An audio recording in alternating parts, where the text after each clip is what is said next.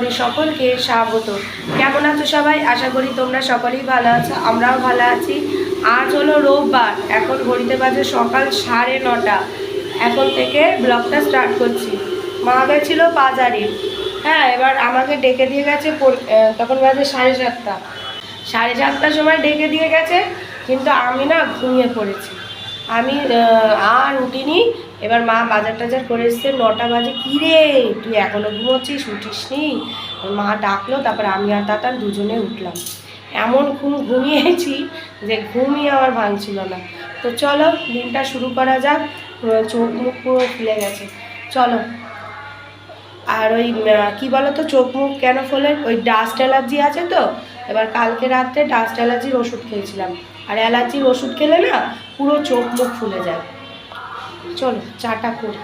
এখানে মাছ চা হচ্ছে। আমি তোমাদের এর আগেও বলেছি আমাদের এখানে 12 মাস মাইক চলে। সেই এখন রক্তদান শিবির উপলক্ষে মাইক চলছে। ঈদের রক্তদান শিবির হবে বকরিতে, সেই মাইক চলছে এখনও। সেই মানে বলার মতো না। এখানে লিকার চা বসিয়েছি মায়ের, আর আমি খাবো দুধ চা। দুধ চাল দেওয়া হচ্ছে। সব বাজার করে এনেছে। এই দেখো, পটল, কাঁকরোল, টমেটো, আম, ইপি, 3 রকমের মিষ্টি আছে, বাতাসা, চিপস, বিস্কুট, তেল। এখানে লাল শাক আছে, আর পাট শাক আছে, আর কলমি শাক আছে। 3 রকম শাক আছে এখানে।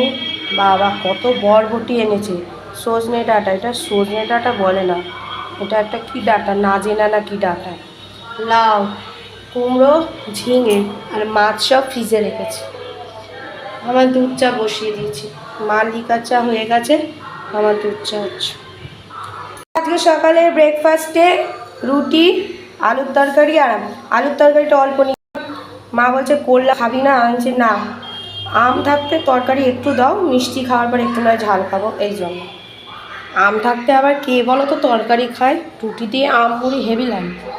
আম দিয়ে রুটি মুড়ি দারুণ লাগে। বাবা, মা লাল শাক করবে, তো লাল শাক কেটে কুটে দিয়ে এলাম। মা দাদাকে ধরেছিল, আমি শাকটা কেটে দিলাম।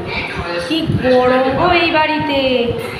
ওই বাড়িতে এখন দোতলা হয়ে যাওয়ার পর গরমটা কম লাগছে, আর এই বাড়িতে গরম লাগছে কি। আর তার মধ্যে এই মাইক রক্তদান শিবির হবে সেই ঈদের দিন, এখন থেকে মাইক চলছে। বিরক্ত লাগছে। সারাক্ষণ কানে ধরে, সে রাত্রিবেলা, কালকে রাতের থেকে দেখছি, কালকে সন্ধেবেলা এসছি এখানে। ও মা দেবে, সন্ধ্যে থেকে মাইক চলছে। এত গরমে না ভালো লাগে না। এই যে কাকা নিয়ে খুব গরম, খুব। এদিকে টিভি দেখছিলাম, একটা বাচ্চাকে কীভাবে ক্লাস 7-এ পড়া, আশা করি তোমরা বুঝতে পারছো কার কথা বলছি, কীভাবে সুইসাইডটা করলো বাচ্চাটা। এখন মানুষ না, মানে যখন তখন যে কোনো বয়সের মানুষই সুইসাইড করে ফেলছে। খুব বাজে একটা ব্যাপার হচ্ছে। 2 hours later. এদের মাইক চলতে থাকবে। চলো খাওয়া দাওয়া করি। এখানে ভাত নিয়েছি,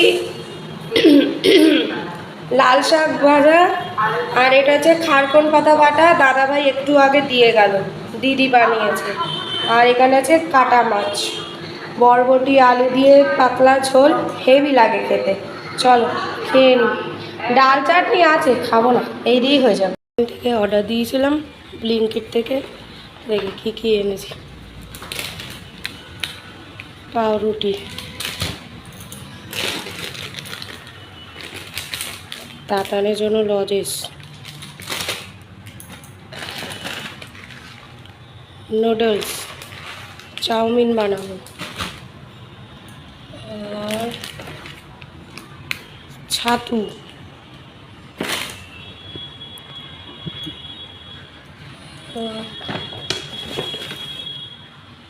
হাগিস,